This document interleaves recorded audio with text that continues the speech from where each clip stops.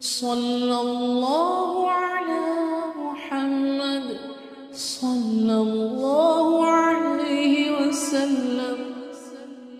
السلام عليكم ورحمة الله وبركاته. وعليكم السلام ورحمة الله وبركاته. কেমন আছেন আপনারা? আলহামদুলিল্লাহ আলহামদুলিল্লাহ নাহমাদুহু ওয়া নাস্তাঈনুহু ওয়া নাস্তাগফিরুহ ওয়া নাউযু বিল্লাহি মিন শুরুরি আনফুসিনা ওয়া মিন সাইয়্যাতি আ'মালিনা। من يهد الله فلا مضل له ومن يضلله فلا هادي له ونشهد أن لا إله إلا الله وحده لا شريك له ونشهد أن سيدنا وحبيبنا ونبينا وقدوتنا وإيماننا وأولانا ومولانا محمدا عبده ورسوله أرسل إلى الناس كافة بشيرا ونذيرا وداعيا إلى الله بإذنه وسراجا منيرا. أما بعد فقد قال الله تبارك وتعالى في كلامه المجيد وفرقانه الحميد. أعوذ بالله من الشيطان الرجيم. بسم الله الرحمن الرحيم. أحسب الناس أن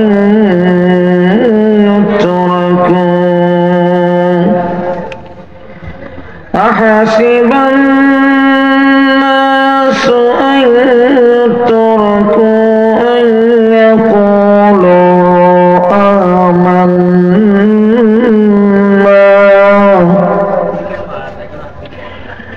أن يقولوا آمنا وهم لا يفتنون.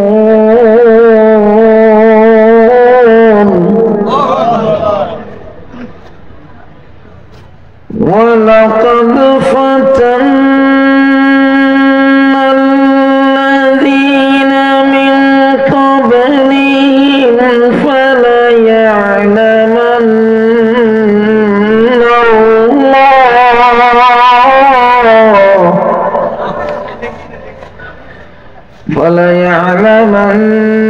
الله الذين صدقوا وليعلمن الكاذبين.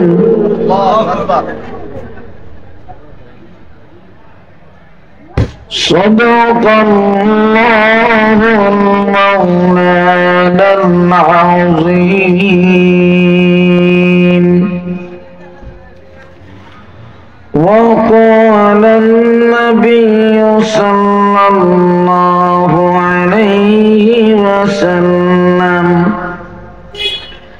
لا يكون العبد في السماء ولا في الأرض مؤمنا حتى يكون رسولا ولا يكون رسولا حتى يكون مسلما ولا يكون مسلما حتى يكون عالما ولا يكون عالما حتى يكون عاملا ولا يكون عاملا حتى يكون زاهدا ولا يكون زاهدا حتى يكون ورعا ولا يكون ورعا حتى يكون متواضعا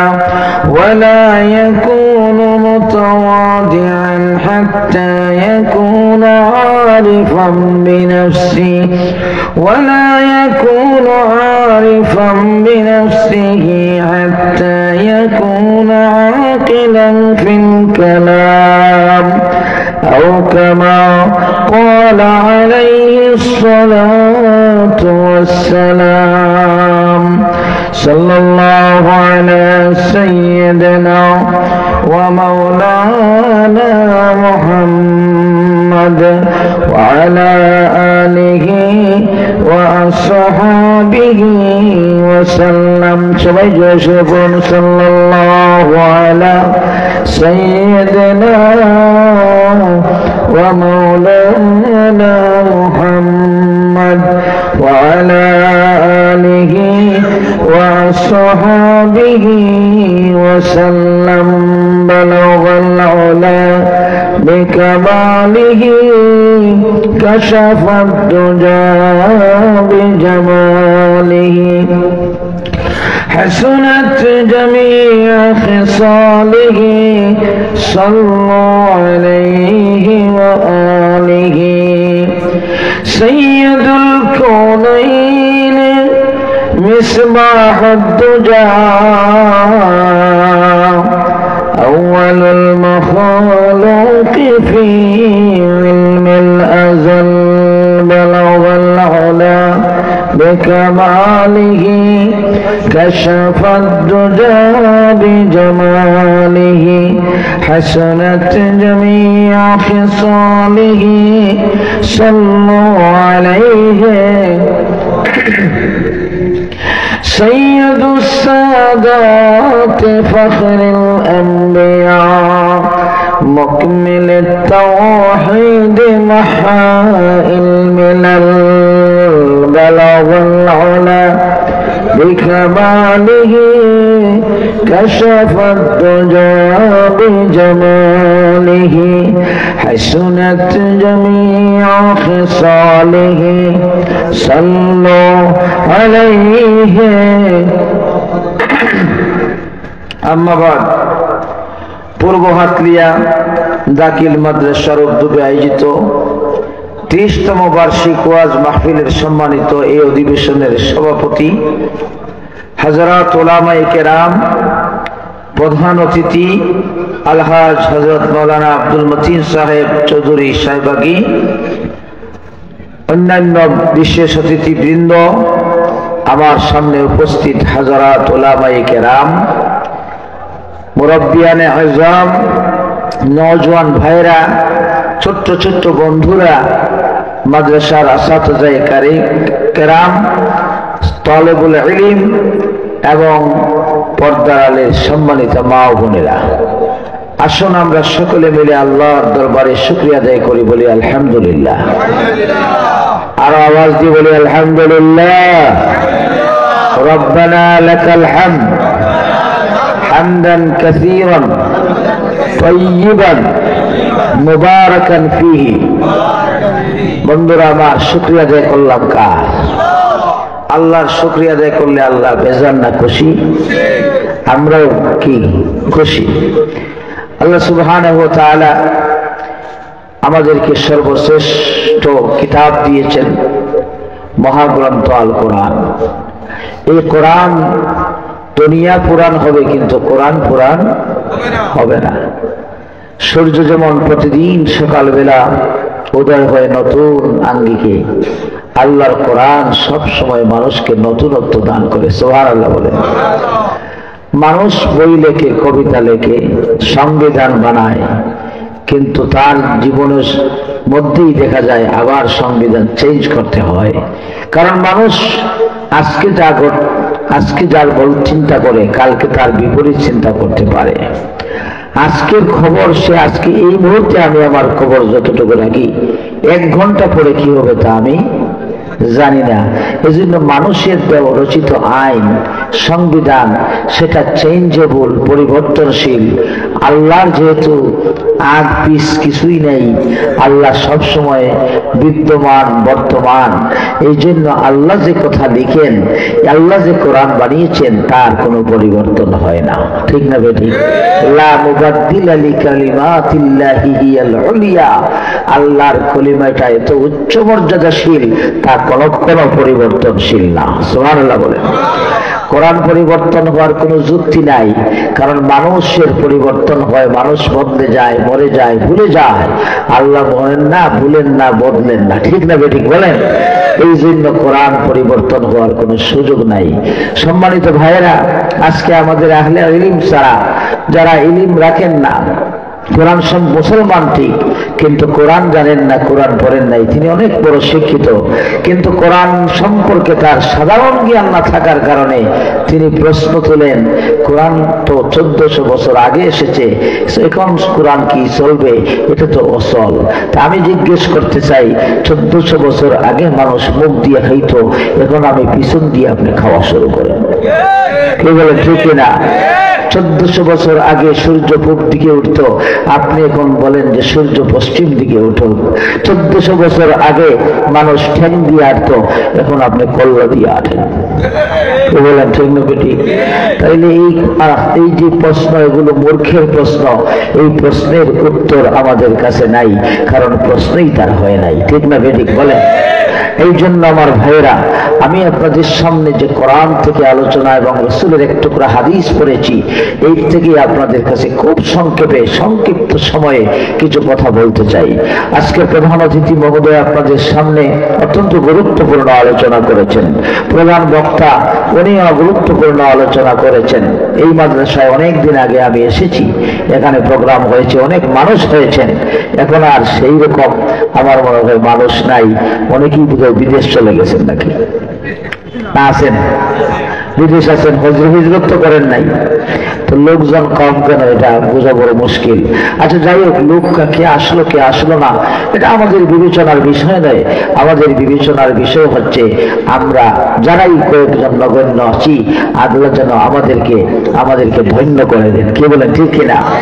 সবাই একবার মুহাব্বতের সাথে দুরূদ শরীফ পড়ুন। সাল্লাল্লাহু আলা সাইয়্যিদিনা ওয়া মাওলানা মুহাম্মদ ওয়া আলা আলিহি ওয়া সাহাবিহি ওয়া সাল্লাম। জোরে জোরে সাল্লাল্লাহু আলা সাইয়্যিদিনা ওয়া মাওলানা মুহাম্মদ ওয়া আলা আলিহি ওয়া সাহাবিহি ওয়া সাল্লাম।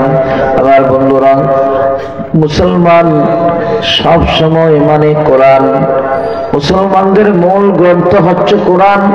কোরআন হচ্ছে আল্লাহ রাব্বুল আলামিনের শেষ গ্রন্থ। এরপরে আর কোন গ্রন্থ আল্লাহ দুনিয়াতে পাঠাবেন না।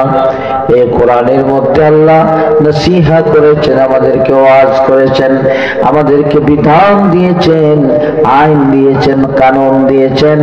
আল্লাহ ইতিহাস লিখেছেন, সত্য ইতিহাস।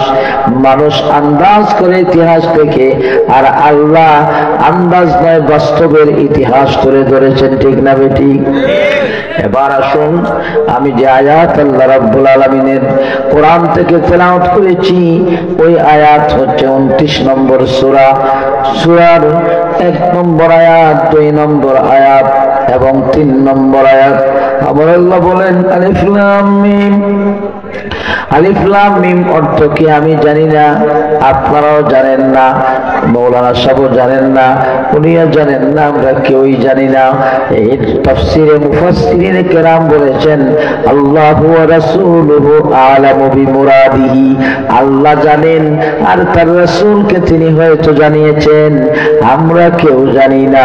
এইরকম সূরা কয়টা? এইরকম সূরা হলো 29টা। কয়টা সূরা? 29টা সূরার প্রথমে আল্লাহ আলিফ লাম মিম দিয়েছেন, অথবা তাহা দিয়েছেন, ইয়াসিন দিয়েছেন, কাফ হা ইয়া আইন সাদ দিয়েছেন, আলিফ লাম রা দিয়েছেন, কফ দিয়েছেন, তা সিন মিম দিয়েছেন। এইরকম আছে না নাই? কতটা সূরা? 29টা সূরা, 29 নম্বর সূরার পড়েছি আমি।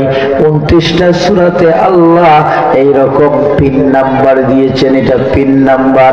আল্লাহ এর পিন নাম্বারকে অর্থ জানেন? আমরা জানি না। এবার আমার বন্ধুরা ভালো করে খেয়াল করেন, এই যে অক্ষরগুলো 29টা অক্ষরের মধ্যে আল্লাহ 14টা অক্ষরকে রিপিটেশন করে দিয়েছেন। আলিফ থেকে ইয়া পর্যন্ত কতটা হরফ? 29টা। এই জায়গায় 29টা সূরার মধ্যে আল্লাহ যে হরফগুলো দিয়েছেন মোট কতটা হরফ? 14টা। কতটা? 14টা। এটা আমাদের একটা স্বাভাবিক একটা ইলম হলো। এবার আমরা অর্থ জানি না, অর্থের পিছনে আমরা দৌড়াদৌড়ি করি না, কারণ আল্লাহ 3 নম্বর সূরা, সূরা আল ইমরানের 7 নম্বর আয়াতের মধ্যে আল্লাহ বলেছেন যে আমি নাজিল করেছি কোরআনের কিছু আয়াত। এই আয়াতগুলো হলো সুস্পষ্ট।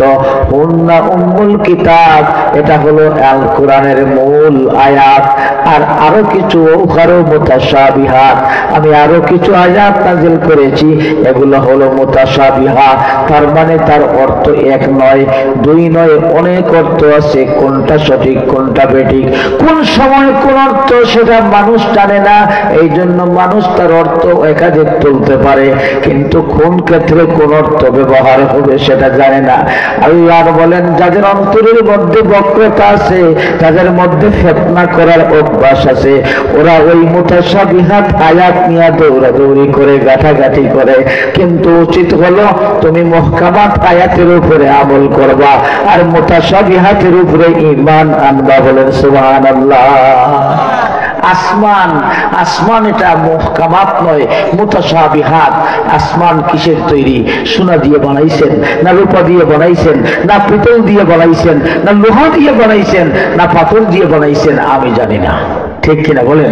কিন্তু আমি বিশ্বাস করি আল্লাহ যখন বলেছেন সাবা সামাওয়াত, 7টা আসমান আছে, আমার বিশ্বাস আছে না নাই? এই জন্য আমার নবীর উপর আমি বিশ্বাস করি। কিন্তু নবীর আল্লাহ মাটি দিয়ে বানাইছেন না নূর দিয়া বানাইছেন, এটা আমার বিষয় না। এই বিষয় নিয়ে এরা গাঁটাগাঁটি করে, দেখবেন এদের ভিতরে ফিতনা উদ্দেশ্য, মুসলমানকে ভাগ করার উদ্দেশ্য, আল্লাহর দ্বীন এবং নবীর মহব্বত তাদের উদ্দেশ্য না। কারণ আল্লাহর ফতোয়াই তারা ধরা পড়ে যায়। আমার বন্ধুরা, আমি সেই দিকে যাচ্ছি না, আমি মূল আলোচনায় যেতে চাই। দুনিয়ার কোনো মানুষকে নসিহত করার আগে আমাকে আমি নসিহত করা দরকার। ঠিক না ঠিক বলেন? এবার আল্লাহ রাব্বুল আলামিন বলেন আহাসিবান নাসু আন ইউতরাকু আন ইয়াকুলু আমান্না ওয়া হুম লা ইফতানুন। মানুষেরা কি ধারণা করেছে যে তাদেরকে এমনি এমনি ঈমান এনেছি বললে ছেড়ে দেওয়া হবে, তাদেরকে কোনো পরীক্ষা করা হবে না? সে বলল আমি মুমিন, আর আমি আল্লাহ তাকে মুমিন বানাইয়া জান্নাতে পাঠাইয়া দিব। এই ধারণা করিস না রে মানুষ। ও মানুষ, তোমাকে আমি পরীক্ষা করব, তুমি ঈমানের পরীক্ষায় তুমি উত্তীর্ণ হতে হবে। ঈমানের পরীক্ষা দিয়া বুঝাইতে হবে যে তুমি সত্যিকারের ঈমানদার। সুবহানাল্লাহ বলেন। তাহলে বোঝা যায় ঈমানের পরীক্ষা আছে না নাই? আর জোরে বলেন আছে না নাই? মৌলানা সাহেবের জন্য পরীক্ষা, আপনার জন্য নাই? আছে না নাই? আমার নবী বলেন আসাদুল বালায়া আল আম্বিয়া, নবীরা যেমন বড় তাদের পরীক্ষাও বড়।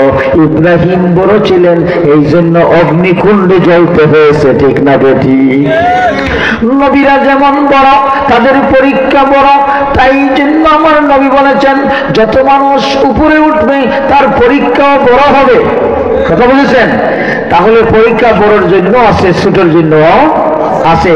প্রত্যেকটা ইমানদারের জন্য পরীক্ষা আছে।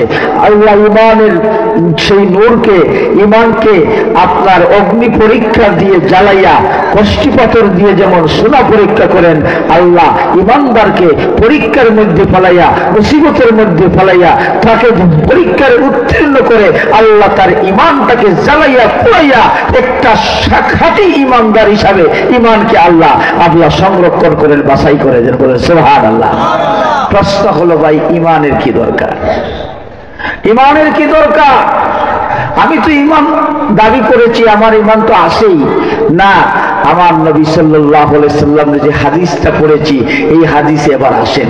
আমার নবী বলেন, লা ইয়াকুনুল আবদু ফিস সামাই ওয়ালা ফিল আরদি মুমিনান হাত্তা ইয়াকুনু রাসূলা। আসমানেও ঈমানদার ঘোষণা হবে না, জমিনেও ঈমানদার ঘোষণা হবে না। আপনার নাম আব্দুর রহমান, আমার নাম আব্দুল হক, আমি বললাম লা ইলাহা ইল্লাল্লাহ, আপনিও বললেন লা ইলাহা ইল্লাল্লাহ। আমার নবী বলেন, না না, তুমি লা ইলাহা ইল্লাল্লাহ 1000 বার নয় 1 কোটি বার যদি তুমি পড়ো, তাহলে পরেও আল্লাহর পক্ষ থেকে তোমার ঈমানের ঘোষণা জমিনেও দেওয়া হবে না, আসমানেও তোমাকে মুমিন বলে পরিচয় দেওয়া হবে না। দেখছেন অবস্থা? আপনি ইমানদার হইলেই তো না, ইমানদার কে হইতিবা? আরো জোরে হোকা। তবে আপনি হইতা, আপনি নিজেরই ইমানদার হইতা, কিন্তু ইমানের পারমিশন পাইবা, অ্যাকসেপ্ট করবা কে? আচ্ছা আমি একটু বুঝাই। আপনারা এটা যারা বয়স্ক আছেন, এনআইডি কার্ড আছেন না? আসেনি? এনআইডি কার্ড না থাকলে আপনি কইলা আমার তো এনআইডি কার্ড নাই, ফাস্টফুড করিলেই মুফাবানি। আমার তো এনআইডি কার্ড নাই, আমি বিশেষ পরীক্ষা দিব পারবানি। আমার এনআইডি কার্ড নাই, আমি বিদেশ যাইতাম পারবানি। অর্থাৎ এনআইডি কার্ড না থাকলে আপনি দেশের নাগরিক বলিয়া আপনি সাব্যস্ত হন না। এই জন্য আপনার কোনো পাসপোর্টও তৈরি হয় না, ভিসাও লাগে না, আপনি চাকরিও পান না, বাতাও পান না, কারণ এনআইডি কার্ড নাই। এনআইডি কার্ড থাকলে আপনি সব জায়গায় যাইতে পারেন, সব সুবিধা যেটা আপনার পাওয়ার যোগ্যতা আছে আপনি পাইতেও পারেন। এনআইডি কার্ড যেমন রে ভাই আপনার জন্য এত গুরুত্বপূর্ণ, আপনার আবার ঈমান এনআইডি কার্ডের চেয়ে কোটি কোটি গুণ বেশি গুরুত্বপূর্ণ। জান্নাতে যাইতে হলে যে প্রবেশপত্রের দরকার, জান্নাতে যাইতে হলে যে এনআইডি কার্ডের দরকার, এই এনআইডি কার্ড আপনার পাঞ্জাবি নয়, এই এনআইডি কার্ড আপনার টুপি নয়, দাড়ি নয়, এই এনআইডি কার্ড আপনার আতর নয়, খেজুর খাওয়া নয়, লাউ খাওয়া নয়, এই এনআইডি কার্ড হলো আপনার ঈমান। এনআইডি কার্ড কি? আপনার ঈমান। এই ঈমান যদি আপনি আল্লাহ স্বীকৃতি দেন, এখন বলেন এনআইডি কার্ড কি আপনি বা আপনার চেয়ারম্যান হিসাবে বানাইতে পারবেন? কে বানায়? না, আমি দুনিয়ার এনআইডি কার্ড আপনার চেয়ারম্যান হিসাবে বানাইয়া দেন না সরকারে বানাইয়া দেয়? নির্বাচন কমিশন আছে, নির্বাচন কমিশনের অধীনে নির্বাচনী অফিস উপজেলাতে আছে না নাই? ওই জায়গায় আপনি দরখাস্ত করবেন, অ্যাপ্লিকেশন করার পরে আপনার যা যা দরকার সব দিবেন, তারপরে এনআইডি কার্ড সরকারের একটা ডিপার্টমেন্ট আছে, ডিপার্টমেন্টে আপনাকে এনআইডি কার্ড বানাইয়া দিবে। যদি আপনার সব কিছু পায় না, আপনার এনআইডি কার্ড হয় না। ও মুসলমান, আপনি কলিমা পড়েছেন, আপনি কলিমার জিকির করতেছেন, আপনি কলিমা নিয়ে আপনি চিন্তাও করতেছেন, আপনি অবশ্যই এটা দরখাস্ত করেছেন, কিন্তু আল্লাহর পক্ষ থেকে আপনাকে ঈমানদার ঘোষণা দিতে হবে। যতক্ষণ পর্যন্ত আল্লাহর পক্ষ থেকে ঈমানদারের ঘোষণা হয় নাই, ততক্ষণ পর্যন্ত 1000 বার কোটি বার আপনি ঈমানদার বললে ঈমানদার হওয়া যাবে আরো জোরে। তাহলে এর জন্য নবীজি বলেছেন, ইয়াকুনুল আবদু ফিল আরদি ওয়ালা ফিস সামা, জমিনেও কোন আল্লাহর বান্দা মুমিন ঘোষণা হবে না, আসমানেও তার নাম মুমিন ঘোষণা দেওয়া হবে না, যতক্ষণ পর্যন্ত সে আল্লাহর সাথে সম্পর্ক সৃষ্টি করবে না। আল্লাহর সাথে কি করতে হবে? সম্পর্ক সৃষ্টি করতে হবে। তাহলে আল্লাহর সাথে সম্পর্ক সৃষ্টি হচ্ছে ঈমানের মূল উদ্দেশ্য, ঠিক না বেটি? আপনার লোকে দেখইছে ভাই সাহেব কিতা করতে বলা আসেনি, ইয়া আল্লাহ আপনার সাথে 1 ঘন্টা চললাম, এত ভালো লাগছে আপনারে, আপনিও কইলে ভাই আপনারও আমার খুব মহব্বত লাগছে, কিন্তু আপনিও গেছেন কি আমিও গেছি কি, কন্ট্যাক্ট নম্বর নিছি না, ফোন নম্বর নিছি না, যোগাযোগ হইব নি? বলেন যোগাযোগ হইব নি?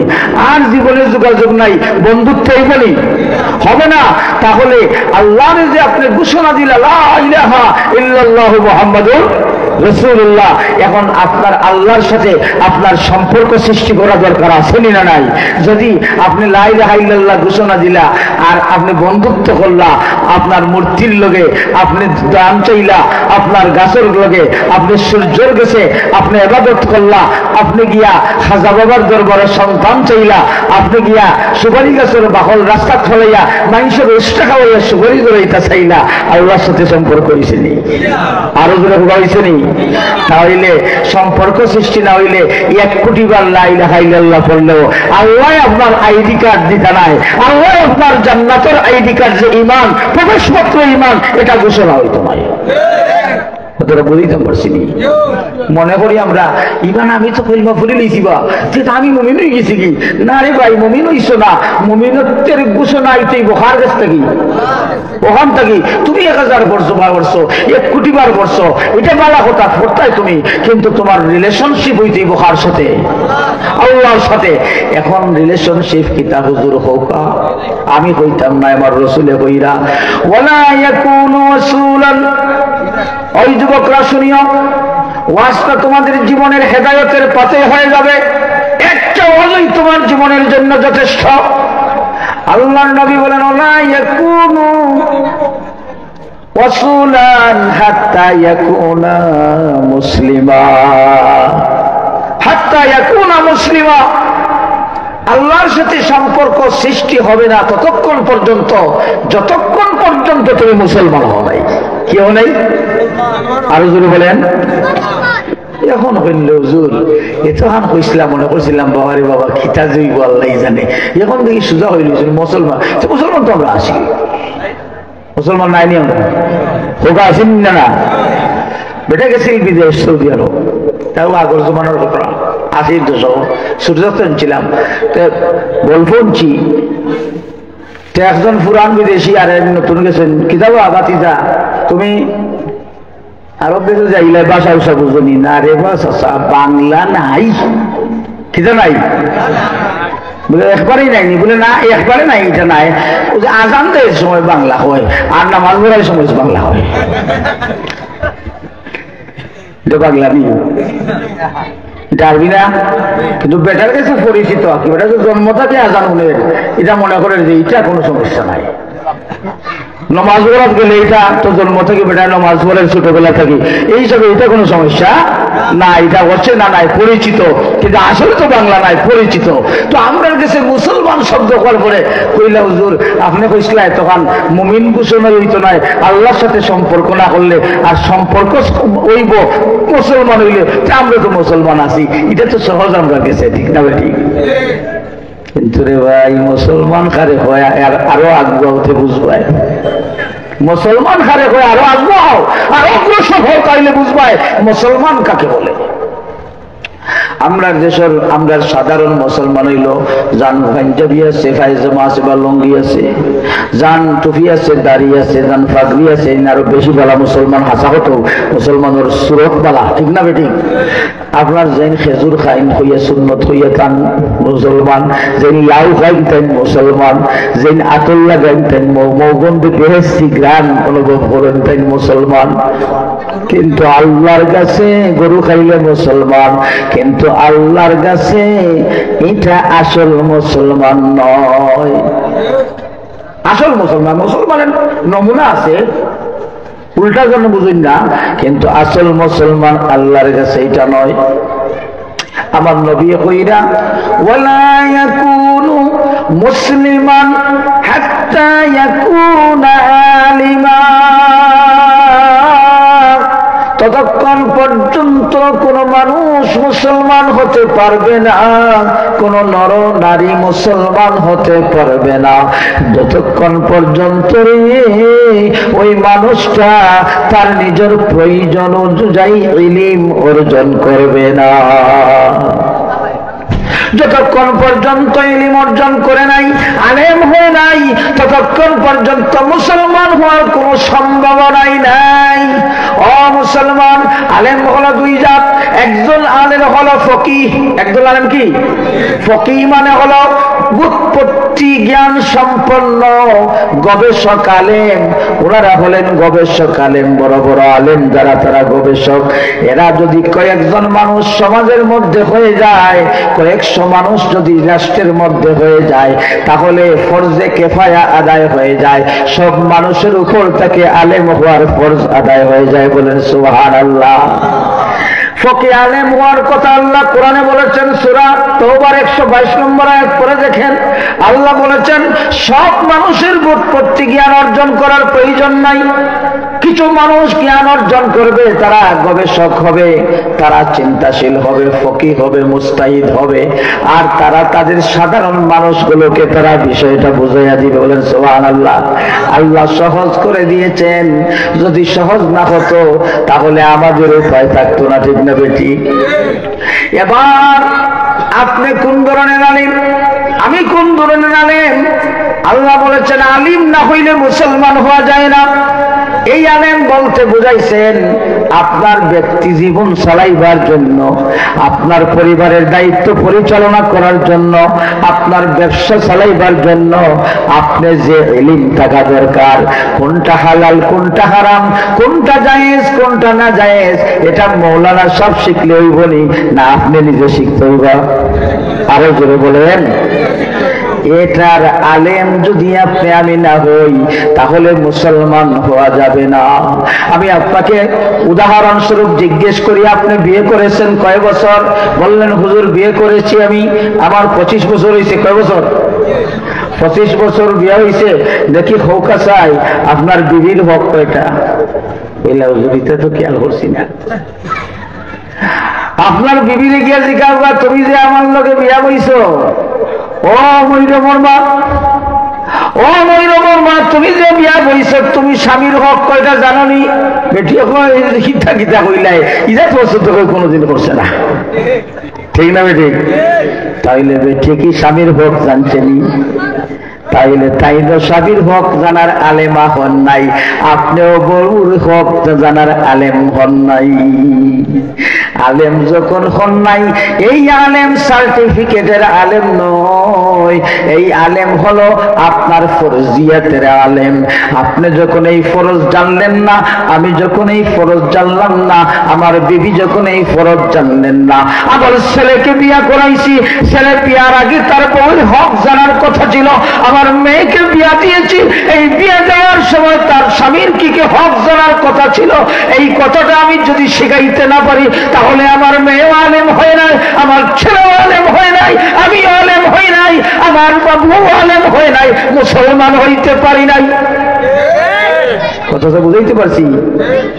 খালি মুসলমান, সুরতে মুসলমান। হ্যাঁ হ্যাঁ, এই জিনিসগুলোই আল্লাহ রাসূল এই হাদিসটি বুঝাইতেছেন।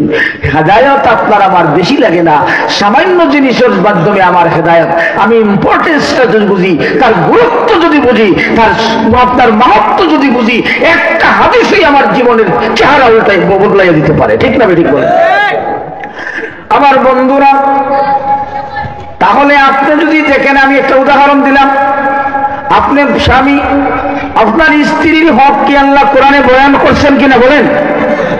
ওয়াতুন নিসা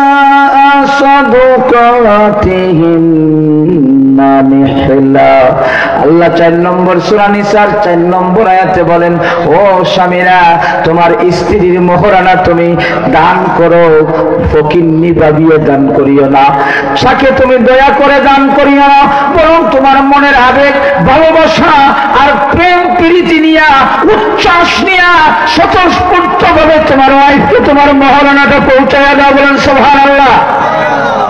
এর ব্যাখ্যা অনেক লম্বা, আমি সেই ব্যাখ্যায় যাই না, শুধু অর্থটা বললাম।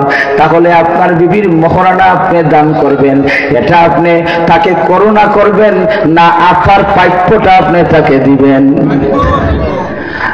এবার আপনার বিবি সাথে আপনার কেমন আচরণ হবে, তার হক কি পাও না আপনার কাছে, আমার আল্লাহ বলেন ওয়াশিরুহুন্না বিল মারুফ, ও স্বামী, তোমার স্ত্রীর সাথে তুমি ধমক দিয়ে কথা বলিও না, গালিগালাজ করিও না, তার বাপ মা তুলিয়ে তুমি গালি দিও না। অন্যায় করলে তাকে স্নেহের সাথে অন্যায়টা পরিমার্জন করে দাও, তুমি তার সাথে ভালো ব্যবহার করো, সর্বোচ্চ ভালো ব্যবহার করে তার সাথে জীবন যাপন পরিচালনা করো। আমার আল্লাহ আরো বলে দিলেন সূরা বাকারার 233 নম্বর আয়াতে আল্লাহ বললেন, ও স্বামী, তুমি তোমার উপরে দায়িত্ব হলো তোমার স্ত্রীর কি করবা? ভরণ পোষণ করবা, তোমার সন্তানের ভরণ পোষণ করবা, তাকে বাড়ি দিবা, ঘর দিবা, পর্দা দিবা, কাপড় দিবা, খাবার দিবা, চিকিৎসা দিবা, তার প্রয়োজনীয় দ্রব্যাদি তাকে দিবা, তোমার সন্তানটাকেও তাই দিবা। এটা তোমার উপরে আল্লাহ ফরজ করে দিয়েছেন। এই ইলমটা জানা দরকার আছে না নাই? এখন আপনি বললেন আমার ঘরে ইয়া বেলা বেলা সেই রে ফকিন্নির ফুরি, হয়তো গরিব মানুষের মেয়ে আপনি আনছেন, আপনি যে কইলে আমার ঘরে ইয়া বেলা বেলা খাই রে আর বড় বড় কথা কস, এই কথা খোয়ার ইলিম থাকলে কইবানি? বলেন ইলিম থাকলে কইবানি? এই জন্য ইলিম দরকার আছে না নাই? আমার আল্লাহ রাব্বুল আলামিন মায়ে আপনার স্ত্রীকে কি হক দিয়েছেন আমি আল্লাহ আপনার উপরে আছে। হুন্না লিবাসুল লাকুম ওয়া আনতুম লিবাসুল লাহুম। আমার আল্লাহ বলেন, ওই স্ত্রীরা তোমাদের কোনো বাদী না, তোমাদের দাসী না, তোমাদের গোলাম বান্দি না, বরং তোমাদের পোশাক। তোমার পোশাক যেমন তোমার সুন্দর করে সাজায়া একটা ব্যক্তিত্বশীল মানুষ করে তোলে, তোমার স্ত্রী তোমার জন্য পোশাক। স্ত্রীর মাধ্যমে তুমি সমাজে তোমার চরিত্র ফুটাইয়া উঠে। বলেন সুবহানাল্লাহ। আর তুমিও তোমার স্ত্রীর পোশাক, পোশাক যেমন পর্দা রক্ষা করে, তুমিও তোমার স্ত্রীর গোপনীয়তা রক্ষা করো। পোশাক যেমন শীত থেকে বাঁচায়, তুমিও তোমার স্ত্রীকে বিপদ থেকে রক্ষার জন্য ঝাঁপিয়ে পড়বা।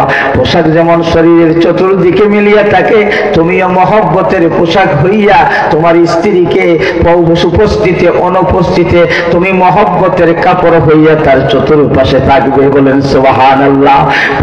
পোশাক যেমন মানুষের দুষ্টি, আমার গায়ে যদি এখানে ময়লা থাকে, আমার মায়ের যদি একটা বিখাউস থাকে, আমার পোশাকের কারণে আপনি দেখতে পারেন না।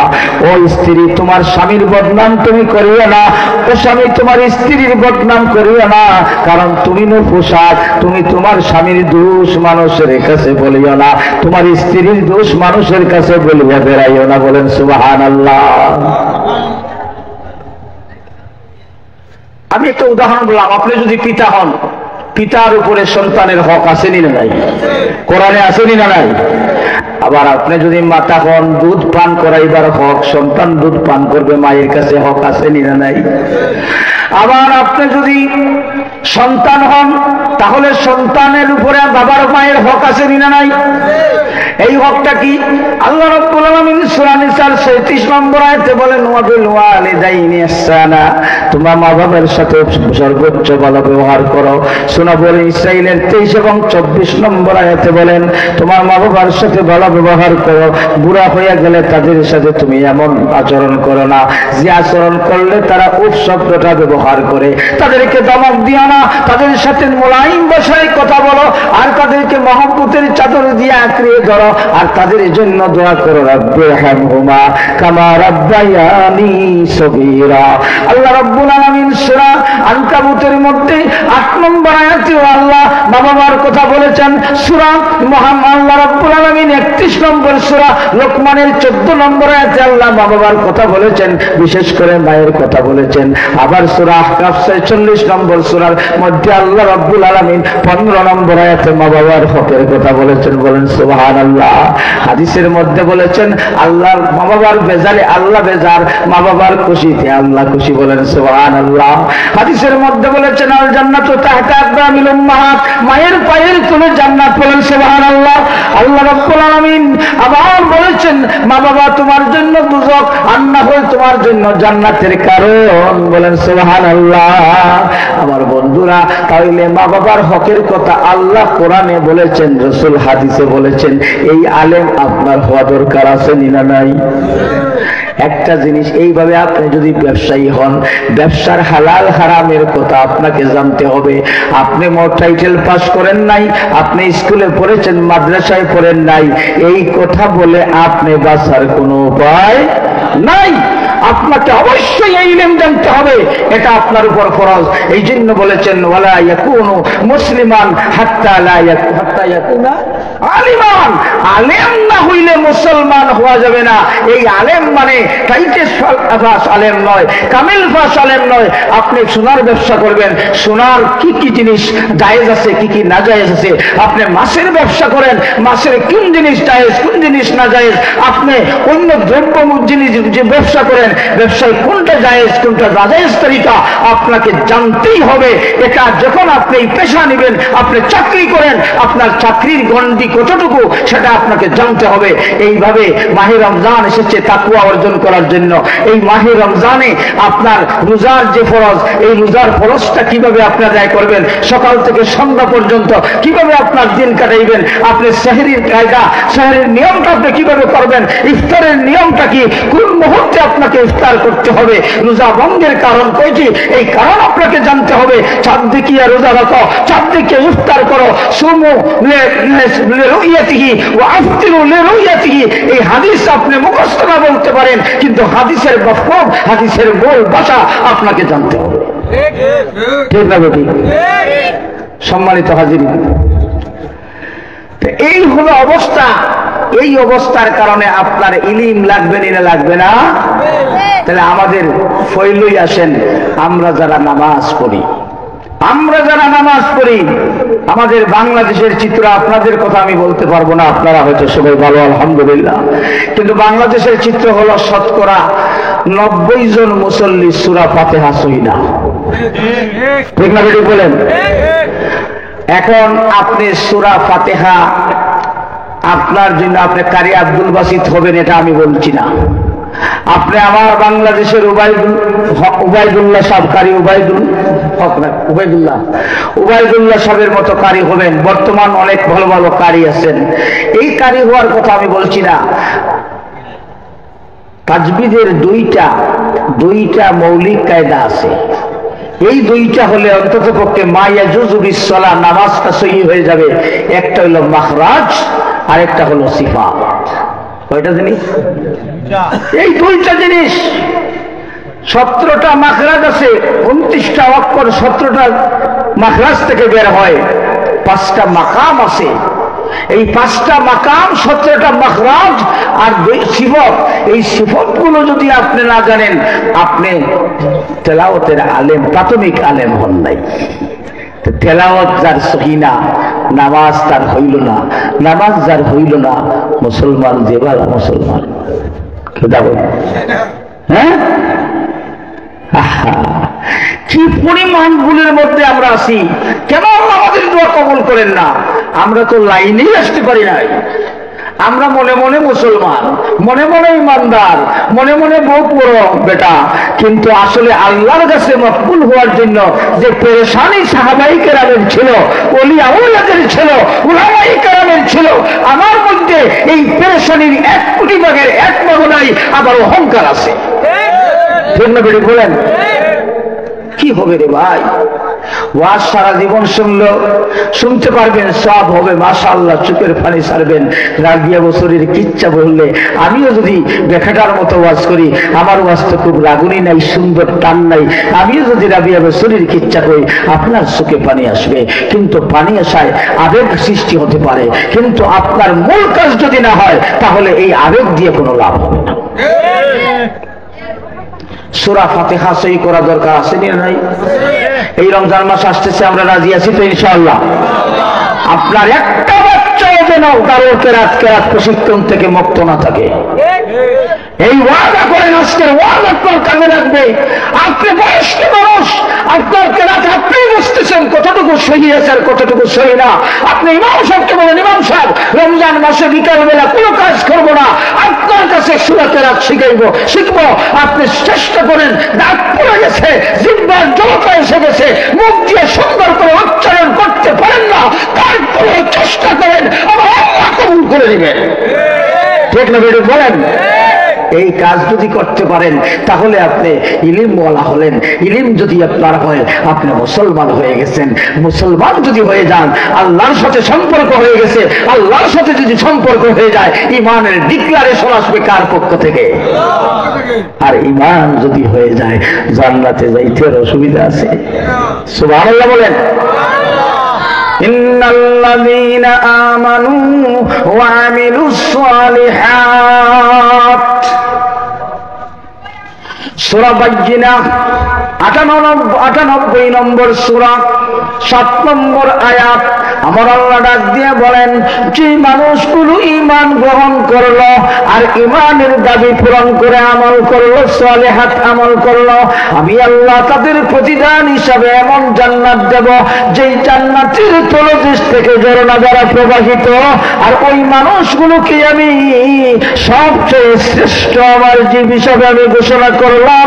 আজরাইল থেকেও শ্রেষ্ঠ, জিব্রাইল থেকেও শ্রেষ্ঠ, মিকাইল থেকেও শ্রেষ্ঠ, তামাম কুল কায়নাত থেকে আমি ঈমানদারকে শ্রেষ্ঠ ঘোষণা দিলাম।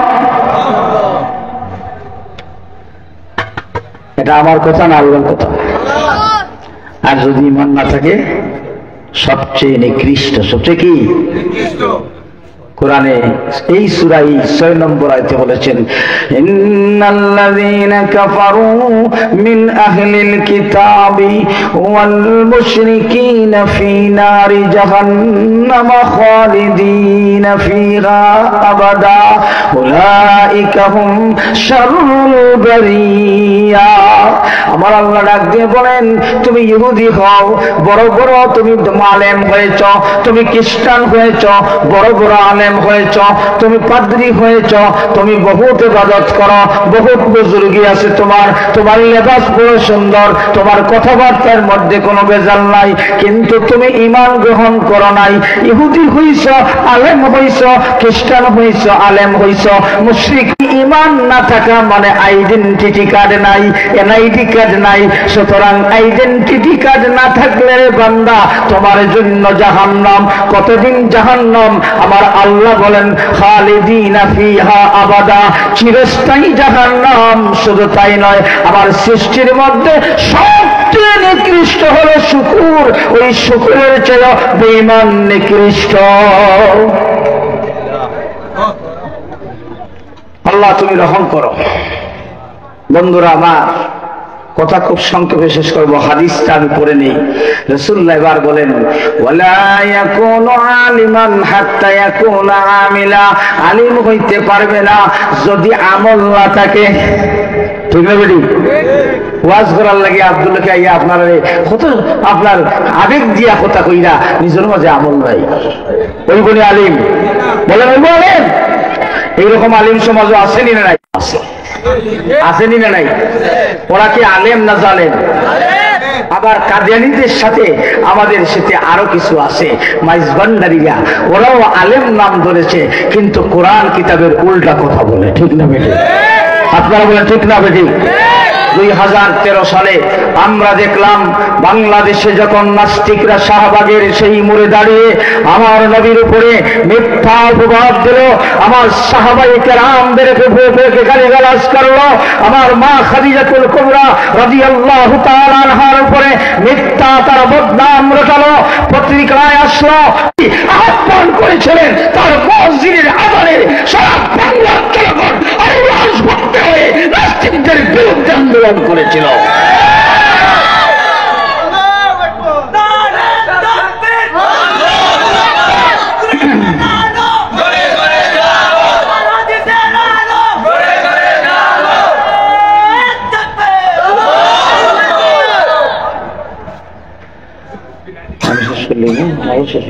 আলহামদুলিল্লাহ, আমাদের মেহমান এসেছেন, আপনাদের সকলের চেনা জানা, সকলেরই অত্যন্ত অন্তরের মানুষ, হযরতুল আল্লাহ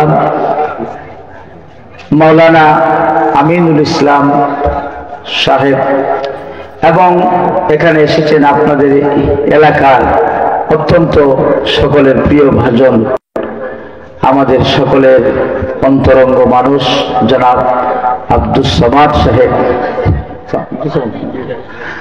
আব্দুল সামাদ ভাই, তো ওনারা এসেছেন। আমি আমার কথাটা শেষ করতে চাই। বন্ধুরা আমার, আমি বলছিলাম 2013 সালের সাক্ষী আমরা যারা মোটামুটি বয়স্ক সবাই সাক্ষী। সেই দিন আমরা দেখলাম যে আহমদ শফি রহমতুল্লাহি আলাইহি ডাক দিলেন, আমিও ঢাকায় গিয়েছিলাম এই আন্দোলনের মিছিলে।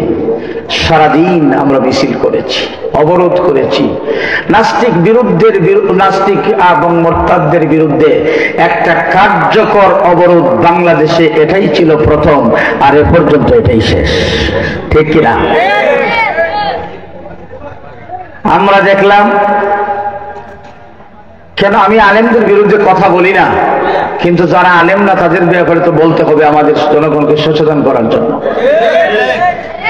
আমরা দেখলাম কি, আমরা দেখলাম, আমি ছোটবেলা পড়েছি, আমি কওমি মাদ্রাসায় পড়েছি, আলিয়া মাদ্রাসায় পড়েছি, আমি কলেজেও কিছুদিন পড়াশোনা করেছি, এবং আমি ওই রেজবিপন্থীদের মাদ্রাসা সিরাজনগরেও আমি দাখিল পর্যন্ত পড়েছি। তো মোটামুটি সব জায়গায় আমার কিছু টাচ আছে। আমি দেখলাম যারা রসুল রসুল বলে ওয়াজের মাহফিলে ফানাফিল্লা করে দেন, আমার একটা বিশ্বাস ছিল যে তাদের আমল যাই হোক, রসুলের প্রেম তাদের অন্তরে আছে। তারা এত রসুলের গান গায়, এত সুন্দর করে গায়, কলিজা নিংড়ানো ভাষা দিয়ে গায়। আমার একটা বিশ্বাস ছিল যে আর কিছু থাকুক আর না থাকুক, তাদের রসুল প্রেম আছে। কিন্তু যেই দিন 2013 সালে দেখলাম সেই রসুলের উপর অকথ্য ভাষায় গালিগালাজ যে নাস্তিকেরা করলো, সেই নাস্তিকদের বিরুদ্ধে তারা একটা শব্দ রসুলের পক্ষে কথা বলল না। পত্রিকাগুলো খুলে দেখেন, মিথ্যা যদি বলি আমার হাত আপনারা কেটে দিবেন। আপনাদের কথাগুলো রেকর্ড হচ্ছে, আমার উপরে আপনারা মানহানির মামলা করবেন। আমরা দেখলাম এই তথাকথিত নবী প্রেমিকরা রসুলের পক্ষে একটা কথা তো বলই না, বরং যারা রসুল সাল্লাল্লাহু আলাইহি ওয়াসাল্লামের বিরুদ্ধে নাস্তিক মুরতাদরা কথা বলেছিল, তাদের পক্ষ হইয়া আহমদ শফি রহমাতুল্লাহির বিরুদ্ধে তারা ফতোয়া জারি করেছিল। তোমরা কারা? তোমরা তো কাদিয়ানীদের চাচাতো ভাই। তোমরা রসুল প্রেম দেখিয়ে আমার বঙ্গের সরল বড় মুসলমানদেরকে প্রতারণা করে আমাদের মধ্যে ফতোয়াবাজি করে মুসলমানদের ঐক্য বিনষ্ট করতে চাও তোমরা। এই কথা আমাদের সাধারণ মানুষকে বুঝতে হবে। এই জন্য আমার ভাইরা, শুধু রসুল রসুল বললে হবে না, বাস্তবে আমি যে বলছিলাম শুধু আলেম হলে হবে না, আলেমের সাথে আমেল হতে হবে, আপনার আমল থাকতে হবে। ঠিক না বেটি? এই আমল মানে কি? বাস্তবে কাজ করার নাম হচ্ছে আমল। আলহামদুলিল্লাহ, সম্মানিত হাজিরিনে কেরাম, রাত গভীর হয়ে গেছে, এই জন্য আমি আমার কথা আর বাড়াতে চাই না। আমাদের মূল পয়েন্ট কি ছিল? যে আমি ইমানদার বললে হবে না, আমাকে ইমানের স্বীকৃতি আল্লাহর পক্ষ থেকে আসতে হবে, তাই না? তো এই জায়গায় আমাদের ইমানটা কিভাবে স্বীকৃতি আসবে? যদি আল্লাহর সাথে আমাদের সম্পর্ক হয়, তাই না? সম্পর্ক সৃষ্টি হতে হলে কি হতে হবে? আমাকে পরিপূর্ণ মুসলমান হতে হবে। ভাই বলেছেন, মনে আছে, মুসলমান হতে হলে আমার মুসলমানের বিধান জানতে হবে, ইলিম থাকতে হবে। ঠিক না বেটি? আমি ইলিমই জানি না কোনটাই মুসলমান আর কোনটাই মুসলমান না, তাহলে কি আমার হবে? এই পয়েন্ট আমি একটি কথা মাদ্রাসার সম্পর্কে বলতে চাই। ইলিম যদি আপনি অর্জন করতে চান, তাহলে আমাদের স্কুলে পড়া আছে, মাদ্রাসায় পড়া আছে। আমাদের দুর্ভাগ্য হলো যে মাদ্রাসায় এখন পড়লে ইসলামী ইলম পাওয়া যায়, কিন্তু স্কুলে পড়লে আপনার ছেলেটা আপনার জানাজা পড়াইতে পারে না।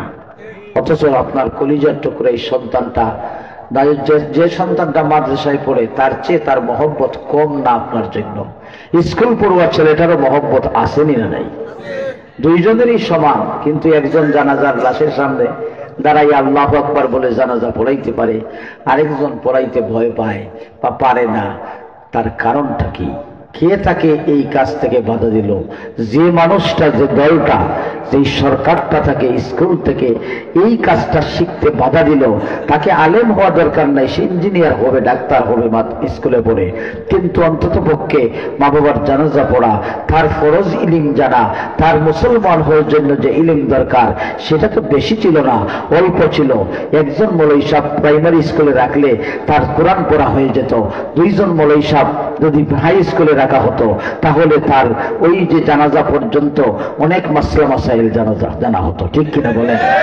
কিন্তু এই কাজটা করলো, বাধা দিল কে? যে বাধা দিয়েছে তার নাম হলো জিন্দিক। তার নাম কি? আরো জোরে বলেন, এটা আপনাদেরকে গিলাইয়ে যাবো। তার নাম কি? জিন্দিক। এখন আপনারা বলবেন জিন্দিক কি রে বাবা, জীবনে তো শুনে নেই। জিন্দিক হচ্ছে ইসলামের একটা পরিভাষা। যারা নামে মুসলমান, নামে কি মুসলমান, পরিচয় দেয় মুসলমানের, কিন্তু তার ইসলামের নাম শুনলেই তার গায়ে জ্বলে, এইরকম মানুষ তো আপনাদের এলাকায় নাই, আছে না? ও আচ্ছা, আছে। তো এখন এই যে জিন্দিক, জিন্দিক চিনার উপায় হলো তিনটা। কয়টা? আরো জোরে, কয়টা? তিনটা। জিন্দিককে আব্দুর রহমান নাম, আব্দুল্লাহ নাম, আব্দুল হক নাম, আমিনুল ইসলাম নাম, আব্দুল সামাদ সাহেব নাম, শামসুল হক সাহেব নাম। কিন্তু দেখা যায় যে আমিনুল ইসলাম সাহেব ইসলামের জন্য পাগল, কিন্তু আব্দুল হক ইসলামের নাম শুনলেই তার গায়ে জ্বলে। ও ইটারে বুঝবেন কি? জিন্দিক। জিন্দিকের তিনটা আলামত। এক নম্বর হইল হক্কানি আলেমকে বরদাস্ত করতে পারে না। জিন্দিকের এক নম্বর কাম কি? হ্যাঁ, আলেম কিছু আলেম রে মাইজ ভান্ডারী রে মহব্বত করে, বুঝছেন নি? মাইজ ভান্ডারীর বাড়ির আপনার বাদাম তেল নাই, একেবারে গুঁড়া তেল লইয়া যায়, কথা বলছেন? কিন্তু হক্কানি আলেমদেরকে বরদাস্ত করতে পারে না, হক্কানি আলেমদেরকে গুলি করে হত্যা করে।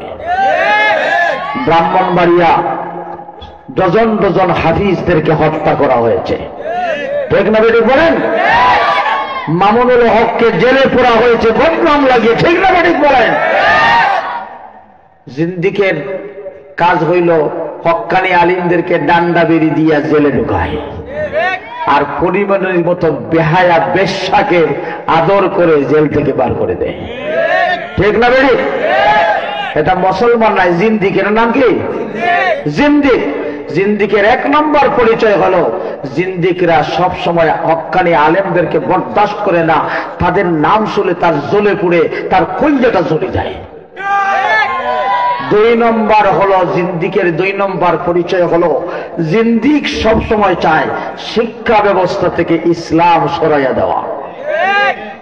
শিক্ষা ব্যবস্থায় ইসলাম থাকুক এটা সে বরদাস্ত করতে পারে না, বরং শিক্ষা ব্যবস্থায় সে সমকামিতা, পুরুষে পুরুষে বিয়া, মেয়ে মেয়ে বিয়া করার জন্য আপনার শরীফ থেকে শরীফা তৈরি করার ব্যবস্থা করে। কথা বুঝেছেন?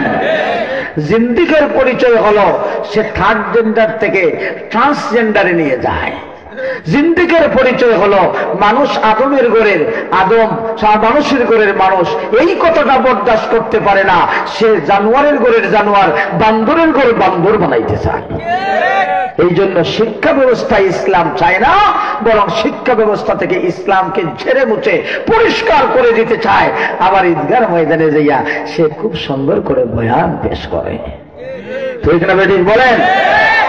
এই জন্য জিন্দিক এর আরেকটা পরিচয় হলো জিন্দিক কখনো আল্লাহর আইন জমিনে কায়েম হোক এটা চায় না, এটার বিরুদ্ধে প্রয়োজনে সে মরে যাবে, সে তার দল গোষ্ঠী নিয়ে কাফির বেদিনকে সাথে নিয়ে সেটার বিরুদ্ধে সে সমস্ত জিহাদ করবে, তারপরে আল্লাহর কোরআনের আইন কায়েম হতে দেয় না।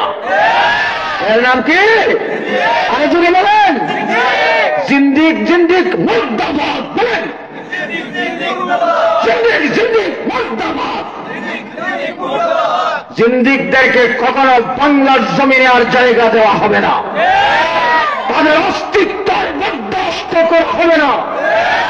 তাদেরকে আমরা আহ্বান জানাই, তওবা করে মুসলমান হয়ে যাও, তোমরা আমার ভাই, তোমাদেরকে আমরা গলায় জড়াই আপনাদেরকে ভালোবাসবো।